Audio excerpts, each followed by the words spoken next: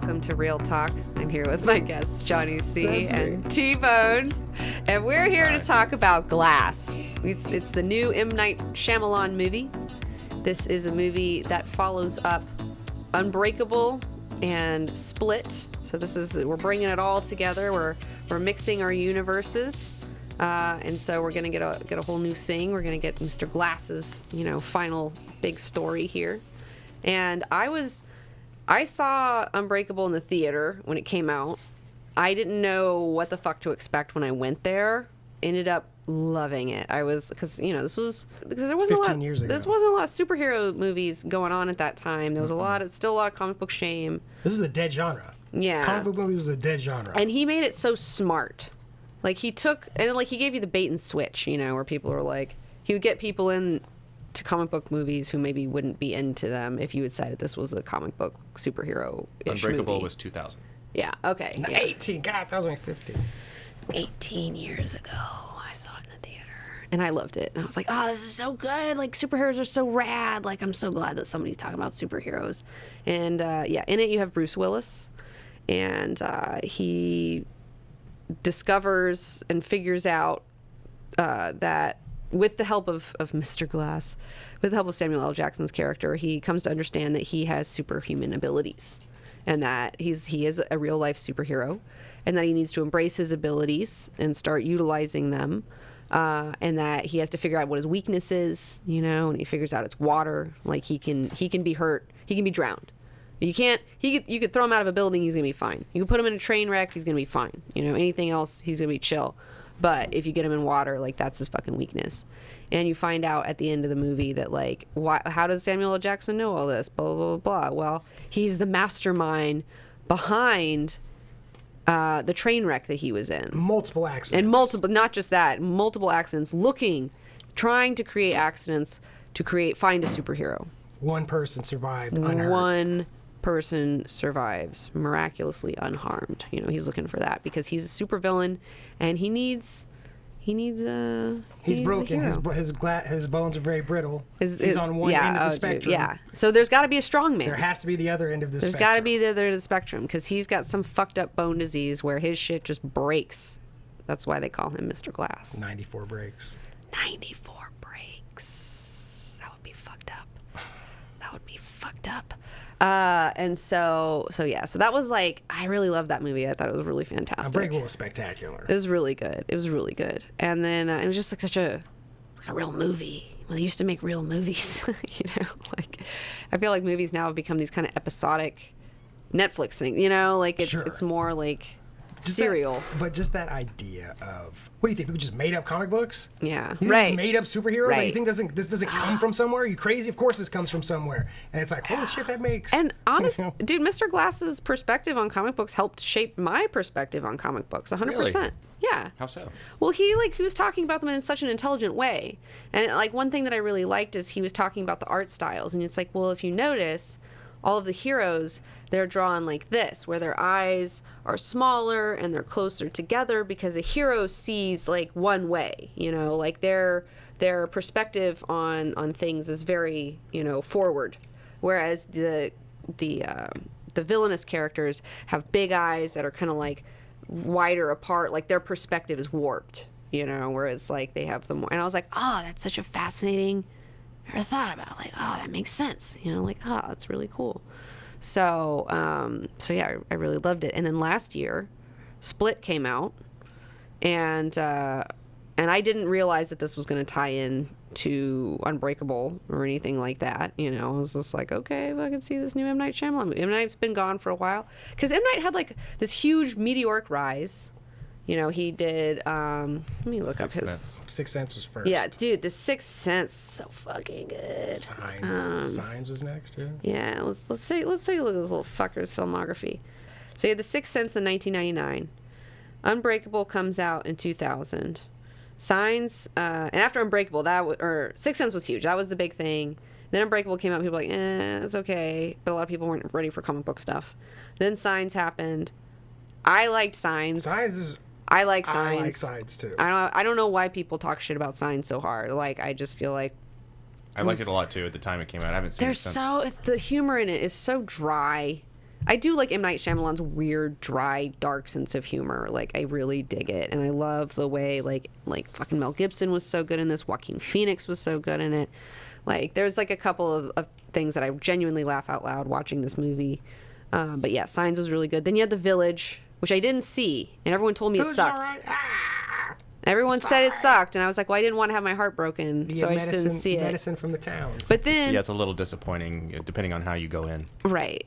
Well, I was just like, I don't want to be disappointed, so I didn't see it. But then Lady in the Water came out. I'm like the world's only Lady in the Water fan. I love that fucking movie. Anyone, you can fight me. Don't at me, okay? Like, I'll fucking... Lady in the Water is fucking awesome. I think that people have fucked up hearts, and that's why they don't like this movie. You know, it's just like, if you're not in touch with, like, it's a bedtime story. No, I'll tell you one reason people don't like it is that trailer made it look like it was some kind of horror movie about wolves attacking. That was a problem. Like, the trailers, Super deceptive trailer. I remember when it was coming out, and there was like a trailer that made it look like a horror movie. There was one trailer that made it look like a romance film or something, and then there was like another trailer that made it look like a weird fairy tale movie. Like, they didn't know how the fuck to market this, and I get it. Yeah. It's a hard movie to market, but like, even not knowing exactly what I was supposed to be getting going into this, I was still like, I think Paul Giamatti's performance in this is so fucking good. Bryce Dallas Howard is ethereal and beautiful. She was just like the perfect, I believed her as some mermaid muse bitch, you know? I was like, yes. Talking about his dead family, he's like, your faces remind me of God. It's just like, oh, Paul Giamatti, your dead family. Oh, you're fucking killing me. It's so sad, motherfucker. So I really like that one. But then there was The Happening. The Trees movie? The Trees movie was a little weird. That was a little weird. I mean, I saw it, but I was like, get out of here, Mark Wahlberg. I knew Marky Mark was going to beat the trees. I mean, lose. I do like Mark Wahlberg. I did like Mark Wahlberg in the movie, though, like being a weird teacher guy. I mean, I thought he did better than playing like not an alpha whatever the fuck guy. Like, I did think he did a good job, but I was like, eh. Then he did The fucking Last Airbender. So The Happening, dude, everybody hated Lady in the Water. Then everyone hated The Happening even more. Then Last Airbender, everyone hated that. That seemed like the end for him. Yeah, but that was like, well, then there was After Earth. Oh no, that really seemed like that the was end the for nail him. in the coffin, because nobody liked The Last Airbender, but that was just based off of manga. They won't even let him write his own stuff anymore. They're just like, the only job he can get directing is to do this. With Will Smith and his son, yeah. Well, there was The Last Airbender, and then after that, Will Smith just wanted a vanity project and was like, well, what desperate fucking director will fucking do whatever I tell him to do? And M. Night was like, I need some money. You know, I've got a family. Like, I need some money. And so he directed After Earth when everyone talks shit about it. But Tyson, we watched it, and it was not that bad. I wouldn't say it was great. I wouldn't be like, After Earth was amazing, but everyone led me to believe that this was total shit. You're right, it was not that bad, but I've also forgotten like 99% of it. I remember, yeah. No, I totally remember. It's like you have this dad who's this ultra ranger. You know, Will Smith is like this ultra ranger badass dude in the future, and this is like way after Earth. This is way past when humans populate the fucking galaxy, and his son desperately wants to be a ranger and be like his dad, make his dad happy. You know, follow the path of his dad and make his dad happy, and he wants to do that, but he's not good at it. He's not a badass like his dad was a badass. And so they're on this trip. Things go bad. They end up crash landing on Earth, which Earth has been poisoned. I mean, they all left the Earth because it was all fucked up and poisoned, so now they're in this fucked up environment. But in the crash, the dad gets hurt. And so now it's up to the son to do the ranging. And the dad's going to talk to him through the earpiece while the son goes on this really dangerous fucking journey to go get some shit. Because they need more AirPods or something. I don't know. They need some shit that like landed somewhere else during the crash.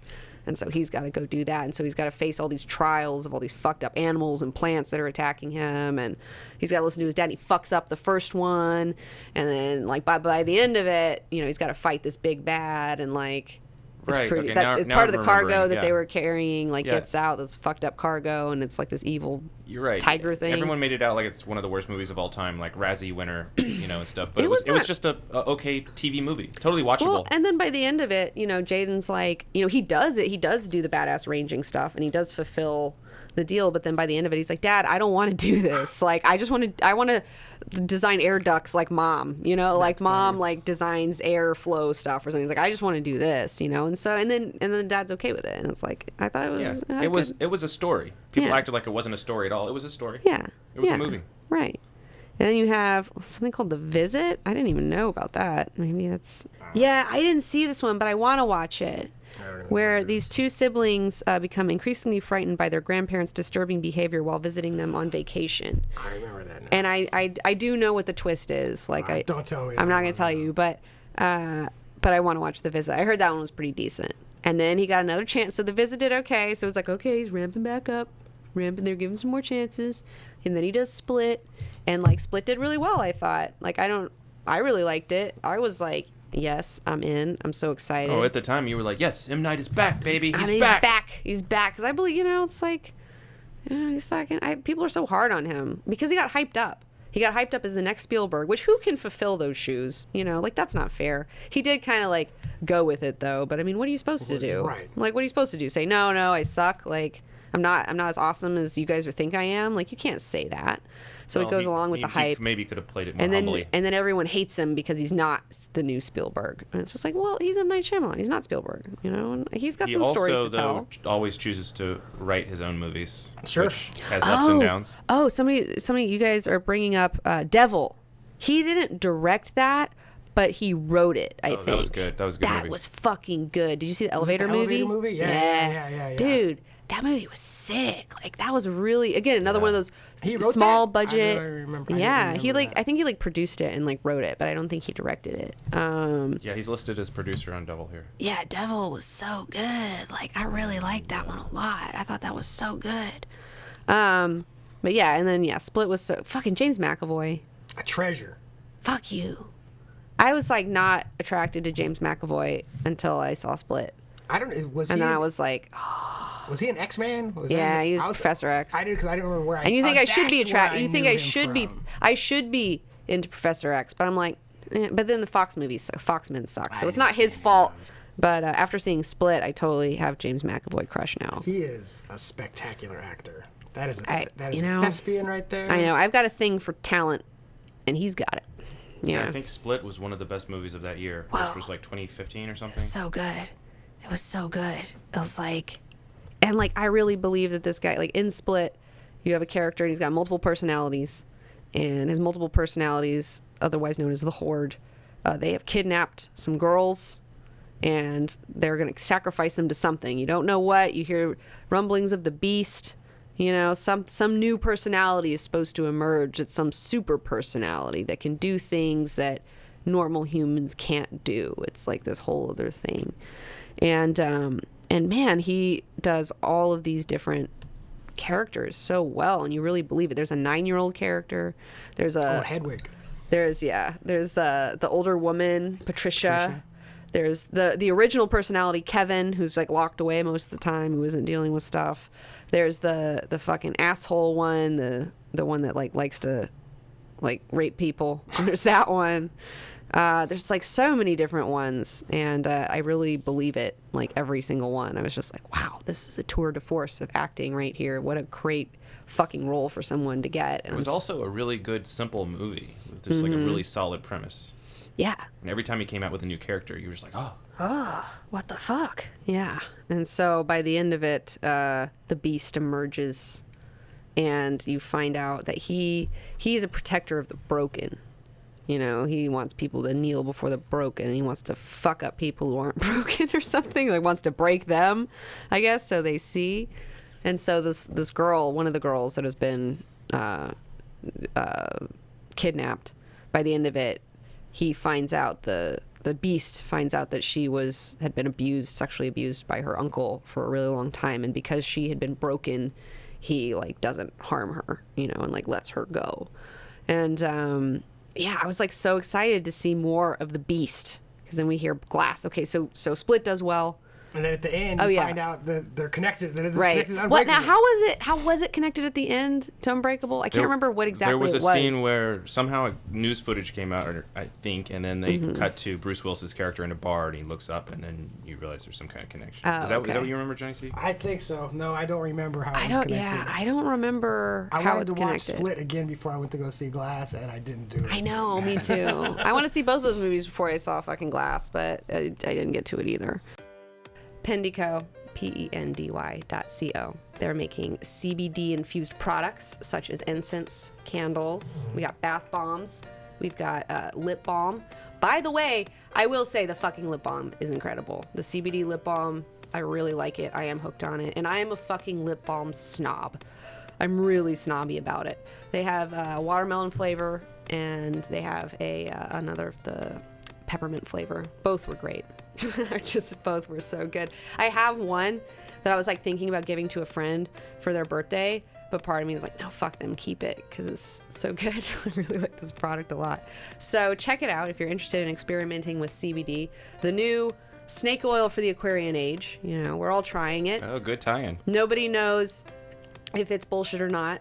I've been trying it. I've had interesting experiments. Some things, I feel like, yeah, they got incense too, and all sorts of different really awesome flavors. Can anyone explain how CBD makes you feel?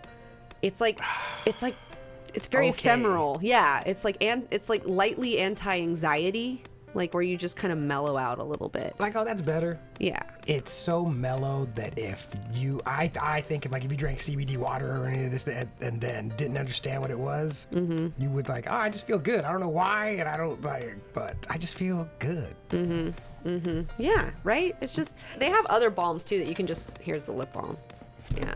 But they have other stuff too where it's like pain rubs and stuff. Oh, hell yeah. You should try one of these actually. You want the muscle rub? Yeah. Here, try it out. Sweet. We'll talk about it. We'll talk about it later. Will. Yeah. The menthol one, perfect. Yeah, they got the fucking bath bombs too. I haven't tried one of these bath bombs yet. Bath bombs are the jam. I know, I should. I totally keep forgetting I have them. I need to like do that. You have a day off tomorrow. I know. You better take a bath. Right. So let them in there. Right. There you go.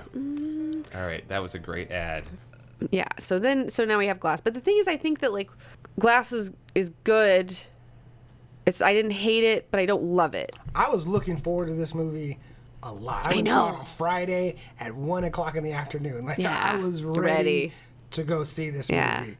And like, I really liked it. Yeah. It's a fitting ending for the situation. I will go on to list 1,000 problems for you if you would like. Right. But at the end of it, did you like it? Yes. Yeah. I was like, it wasn't perfect. It was a good cap. The thing that I think, I just think it needed more time, because I feel like they Hollywood wants to like ride on the success of the last thing. I thought you meant the movie needed more time, No, I thought M. Night needs more time. I think M. Night needed more time to develop this, because I don't think that he necessarily. I mean, yeah, he was like hoping that this would go well and it would turn into a thing, but it just felt like kind of rushed, where some of the ideas in it like could have been more fully developed. And I do feel like Sarah Paulson's character in it, I didn't like her. She felt like she was phoning it fuck in. Well, before you criticize or go into that stuff, can you just give a quick overview like you did the other two movies? So Glass, in Glass, we go back to the Unbreakable character. David and his son, David, who is known as the Overseer. The Overseer. And so they have like a little father and son Batman team. And the son's Alfred in the cave. They run a security firm together, which is really cute. And so there's been some girls who've been taken. So there's some girls who've been taken by the beast, and so there's like still some sacrificing going on. And so he's going to try to go out and find, but he doesn't know it's the beast. He just knows some girls are missing.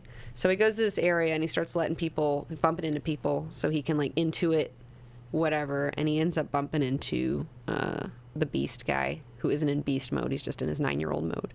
And he sees that he's got the girls in this place. So he goes to like save these chicks. This is 5 minutes into the movie. This is 5 minutes into the movie. Like, if you think that there's going to be a battle at the end of this movie, right. No. Yeah, it's like they're already battling. No making out, straight to fucking. Yeah, right in there. What started at the beginning of the movie, I thought would be the end of the movie, but this was a totally different movie he wanted to tell. Yes. And so they're fighting, and then they get caught. They get caught up, and they all have to go to the insane asylum. And this woman has 3 days to convince them that they are not, in fact, superheroes. They do not have superhero powers. And also, Mr. Glass is already at this insane asylum. So you kind of have an Arkham Asylum Batman thing, where Batman's locked in with the inmates, essentially. But it's not really about...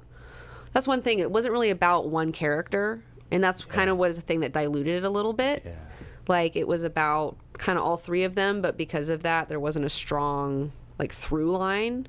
So I feel like it kind of was hamstrung by that a little bit. And it's supposed to be Mr. Glass's movie, but Mr. Glass is like, he's acting all like, oh, I'm fucked up on drugs the whole time. Catatonic for the first Yeah, hour. it's like he doesn't pop out until much later. So I mean, you have I agree with you. McAvoy I doing felt this like no character had like this. There was no central heart to Right. who the story was about. Yeah, and I feel like Bruce Willis like was just like, I'll do it, but I don't want to do a lot, you know. Like, He didn't do and he much. didn't do much. Like I felt like his character like didn't do much, and I would have liked to see more. But then you go into this lady trying to convince them that they're not, and then Mr. Glass has this big master plan that he starts enacting. I don't want to spoil all of it.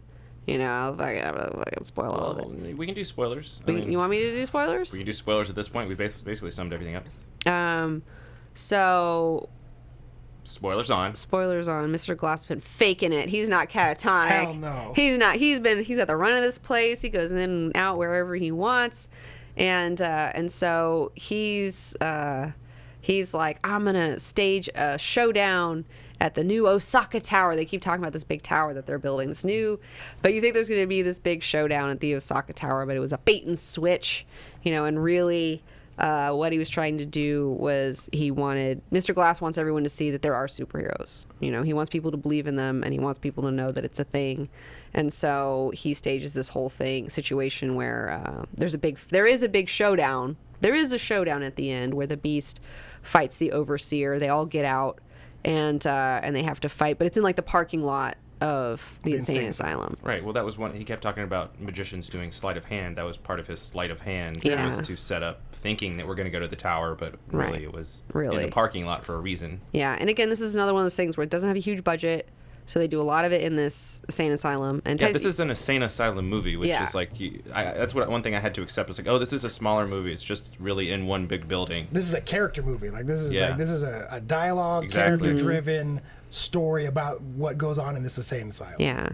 I was glad to see Mr. Glass get back in his purple suit at the end, though. Hell yeah. I love that purple suit. It looks so good. But he teams up with the Beast. Him and the Beast team up, and they start fucking shit up, left and right. And then fucking Overseer gets out. They got a rumble.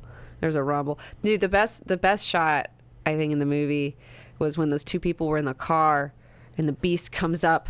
And it's like from the inside of the car, and you see him just like in the window, like outside the window, just like and then you see like the fucking thing starts tipping over, and he's just like fucking taking this cop car, and lifting it up and like throwing it over. Yeah, I really like that stuff they did with first person point of view. Like a lot of the action scenes were shot that way, which made them really fresh. I thought that was really well done. I really like that. Fuck. I mean, again, McAvoy is just like.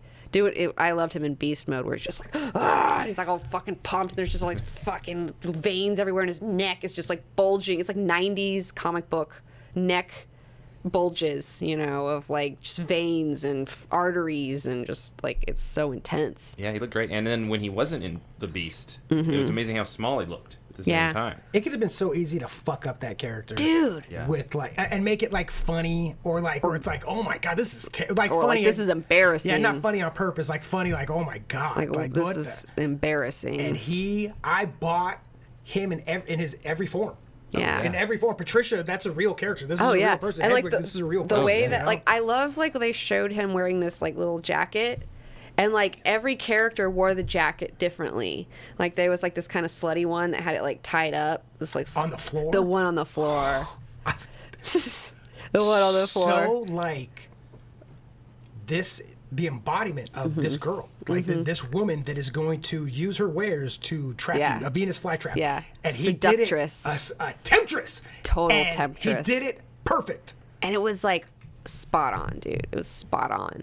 But then like later it's like, oh, I'm not this character, so they untie the shirt, and then it's like, and then later it's Patricia, and Patricia holds it like it's a kimono, like a woman would wear. And it's just like, fuck, man, just shows the versatility of his acting, and also how you can use your clothes as a prop, like little things, like just wearing your jacket, like holding it like this is like so different from tying it on your belly, is so different from just like letting it hang and just be, it's so fucking good.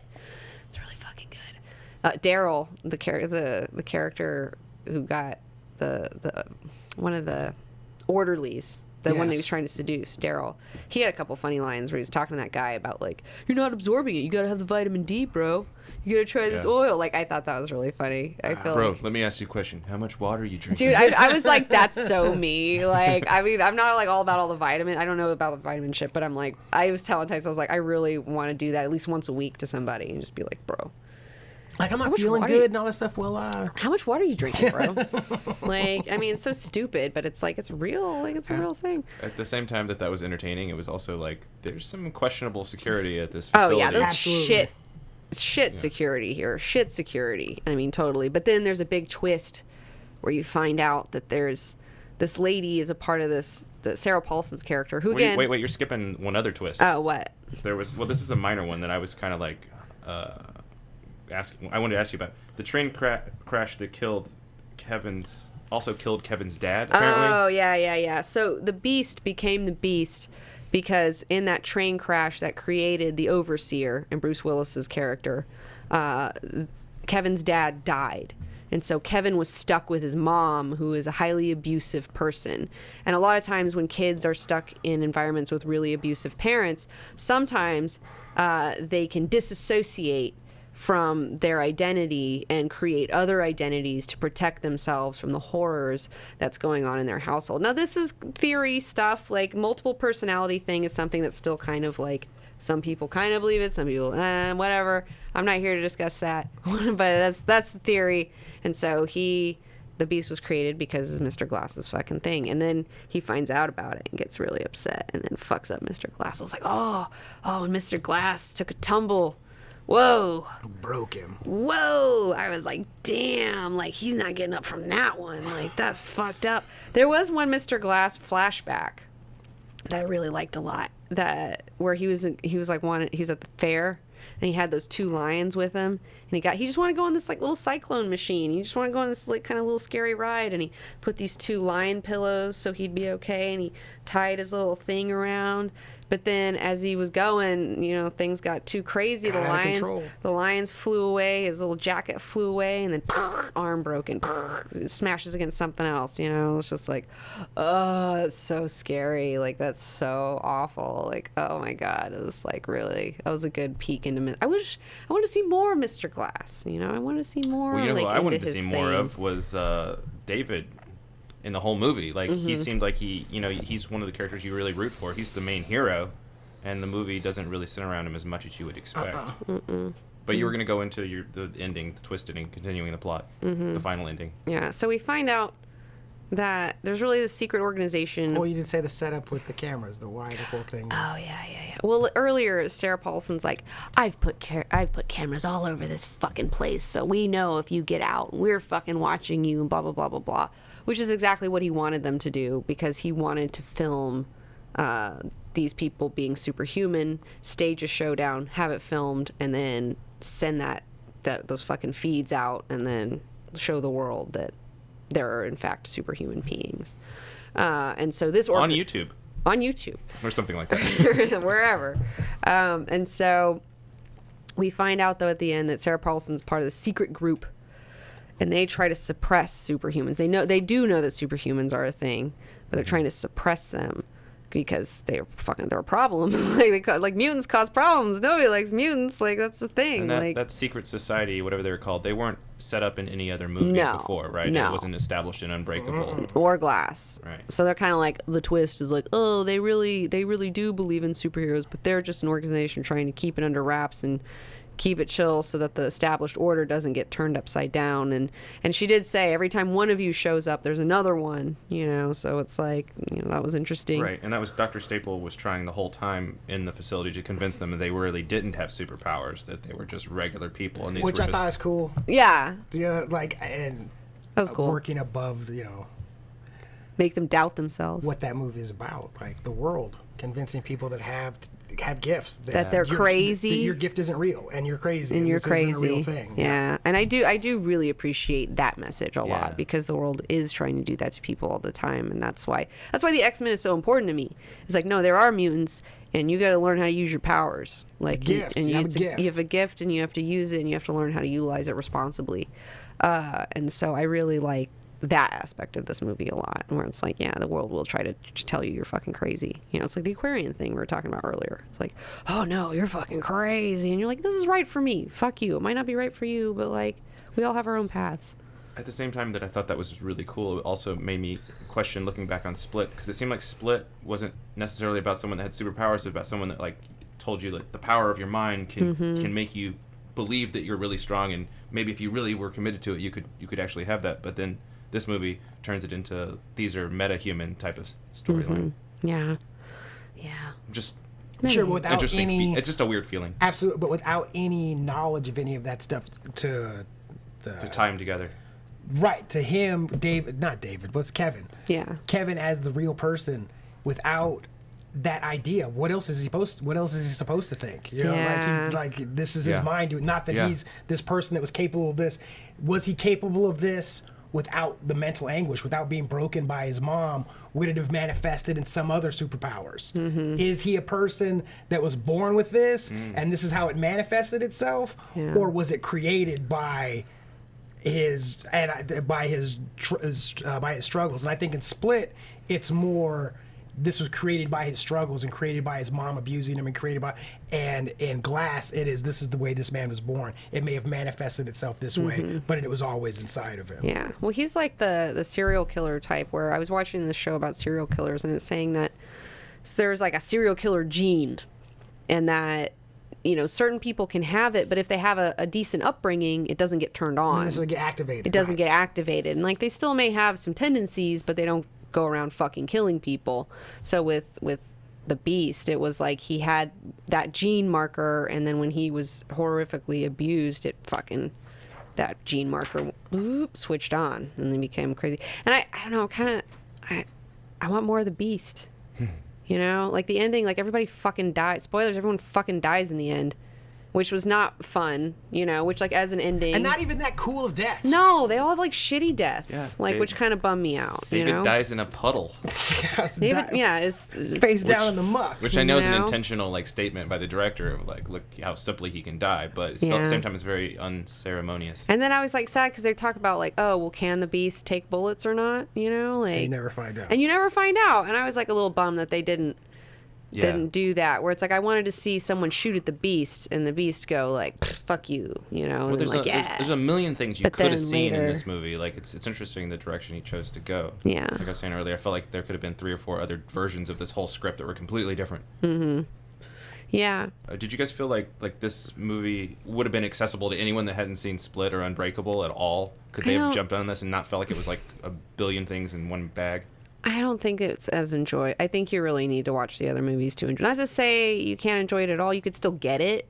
Like if you've never seen it, you could There were still a lot get of it. premises though going on at one time. But it's definitely like they're operating under the assumption that you have seen these movies. Like you need to kind of be in the know. So I feel like you need to watch the other 2 movies if you're going to do it. So, whoa, Matt Colville is rating The Party with 431. What? Oh, should we get excited? What do we do? I don't know. What do we do? I'm not ready. I'm not ready. Is that our first raid? Yeah, right? It's like, I'm not ready. Oh my gosh. Hi, guys. Welcome, guys. We're spoiling We're Glass for you. we're just finishing up spoiling Glass for everybody. Really exciting. What's up? Jeez, we got like almost 600 people on the stream now. What? Whoa! Hey, let me fix my hair. Oh gosh. If you guys had come 15 minutes Hey. earlier, we wouldn't be talking about spoilers. Hey. Yeah. Well, let's wrap up on Glass then. Well, and then what about your criticisms of Glass? I mean, my you started with that, but you have a lot of them. my criticism? I don't have a lot of them. I feel like it is interesting that we have. This is a post superhero movie world, and it feels like it's like a little too late to do this movie. Like it feels Sure. like the timing is off. Like the timing for this movie is off because like in our society we do believe in superheroes already, and this movie is like, no, we need to believe in superheroes. But like I think that the Avengers and all those movies have kind of instilled that, and you have a whole new generation of kids who are growing up with the superhero iconic bullshit that are like, yes, we want to be this, like this is a thing, like we're actively trying to manifest superheroes in real life through believing in this sort of stuff. Like I feel like it's already happening. So at the end of this movie, when it's like, oh, the big catharsis is like trying to show the world that this is a real thing and that superheroes are real, I think it's kind of already. I think we're already there a little bit. You know, I feel it might be like, I think if this movie came out earlier, it would have had more of an impact than it does now. You know, so yeah, the postmodern superhero film kind of drug for me in places. Pacing the pacing. It was like, what the? Well, you keep thinking it's gonna go, like you're saying, you think it's gonna build to this thing. It didn't. And then like it did. there's the separation. I don't want to talk about wrestling, but it's like a good wrestling match and a great wrestling match is it finds another gear. Like towards the end, you find another gear. Like there's something. And it just kicks into high gear, and it never did. It never was like, all right, we're gonna shift in the fifth right now. Well, I felt like the movie had so many premises that had to constantly explain and then re-explain, and then their twists to re-explain, that you're never just watching it. You're always, oh this. Yeah. The pacing could have been better. And you were never really attached to one character the whole time. So Sarah Paulson, she was so phoning it in though. I just really that's her the biggest character problem. was like meh. Because she is part of the central character for at least the middle of the movie. Yeah. But I wasn't into it. But she's a really good actor, especially in American Horror Story. Right. Great actor. I know. But in this, she's just flat. I was like, meh. You know, whatever. She could have been better. If she's our big. It reminded me of the worst person. American Horror Story seasons. Yeah, right? Because, I was taken back to, like, American Horror Story Asylum, like, you know, I kind of referenced that a little bit, I felt like. But yeah, and I thought someone was going to have one with that girl, too, the Beast's love interest. I thought maybe she was going to turn into What the hell was she there for? You know, but just to see, I guess they're all just there to see their dudes die, like I guess. To have three people attached to the three people. That's Okay. All right. And then when Mr. Glass says this has been an origin story all along. Yeah. The origin of who? The origin of who, motherfucker? These three, the three people, the old lady and the two kids, like the origin of who? Yeah, I took it as the origin of superheroes being a thing in real life in this universe. That's not an origin story. I guess. Yeah, interesting thing I read about that is that people were assuming, does that mean there's more movies coming in this world? Okay, my complaint, it's not even, that's expectations. Beans, we got so many people. You need to come over here and be on the stream, Beans. I understand this is my own expectations. But when he said that, it was like, all right, what's going to happen? Right. Who's going to pop up? Who's going to be the big new... What is this? The origin of who? Right. Where's this guy at? And then nothing. It was just like, we put it on YouTube. We put a YouTube video. Whoa. Hey, we got little Beans on the stream. Hey, guys. All you newbies, this is my cat. Here's her butthole. Check it out. Wait, do we have a cam that shows the beans? Yeah, Beans is on cam. We have Beans cam? Yeah. People love the beans. She's hanging out. Also, my question was about the Court of Cloves, the secret society. Is like, so for thousands of years, supposedly, she said, they've been suppressing that superheroes exist. So what was their mission inside during the movie with the three characters? I think she was trying to see if they could just convince them that they don't exist, destabilize them, and then do what with them? I think just like break them, keep an eye on them, and then keep an eye on them. You know, so they don't. But it's like, why would you guys care about killing? I don't know. Maybe it's messy to kill people. Maybe it's harder to get rid of people. I guess so. All right. Anyway. I don't know. It was okay. Yeah, the movie was it was pretty fun. good. You know what I mean? Like, it was pretty good. I give it a B minus. I just want more of the Beast. You know, I just want more of McAvoy. He's so fucking good. I love that character. It's such a fresh, cool, fucking interesting character, and I wanted to see more with him. So I'm a little sad that ride is over. I also would be afraid, Johnny C, you're talking about being an actor. Like, if you pulled out like 20 characters, now you got to do more movies. Be like, I got to avoid. Because he did like every possibility of a character you could think of, but he went through a lot. A lot. I like this Hispanic one. Hell yeah, that was funny. That was good. Yeah, he did them all. And I was like, yes, McAvoy. And he's so thick. McAvoy's so thick. Ugh, he was jacked. I was like, damn. I like those little white pants on him too. It looked good. He'd run around with his shirt off. I was into that. I liked it. As a lady. A red-blooded American girl. I was into it. That was Glass. How do you feel in conclusion? I'm still kind of processing it. Like, is there going to be another movie? Are we going to see these Shamrock dudes more? Like, what? That is my... Oh, I forgot to say. No, M. Night said that no, he's not planning on making any more movies in this universe. What the That's what he said officially. I know. What the fuck? Then what? Then what was that all about? I changed my mind. I changed. Just to make you wonder about it. Yeah. I changed my mind. That's a little weak. I'm against it now. Yeah. I hate that movie now. No. Damn you, M. Night. Damn you, M. Night, Joe Cruder says.